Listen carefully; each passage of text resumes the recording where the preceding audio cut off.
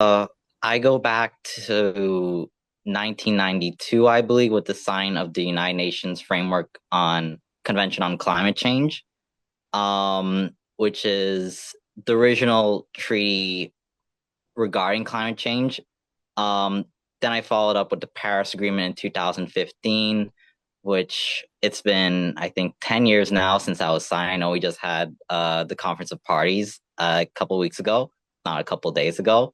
Um, and then the last major international treaty I mentioned is the recently enacted or gone to effect Biodiversity Beyond National Jurisdiction Treaty, which Belize was, I believe, the third country to sign on to.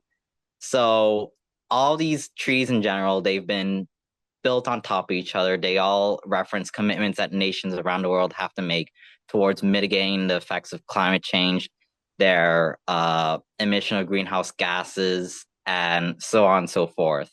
So I wanted to take that those concepts and apply them to the Belize situation. What are we doing, and how does that affect our situation?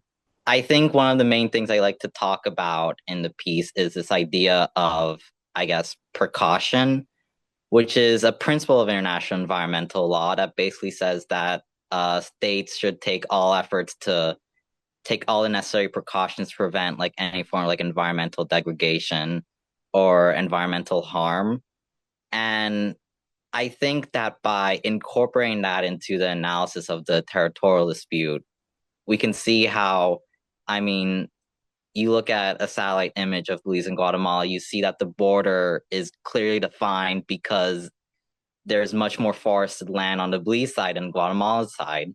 You see that Belize is very committed to international climate treaties, being like the third to sign on to like the recent Biodiversity Beyond National Jurisdiction Treaty, and always going out and advocating on behalf of small island nation states as well.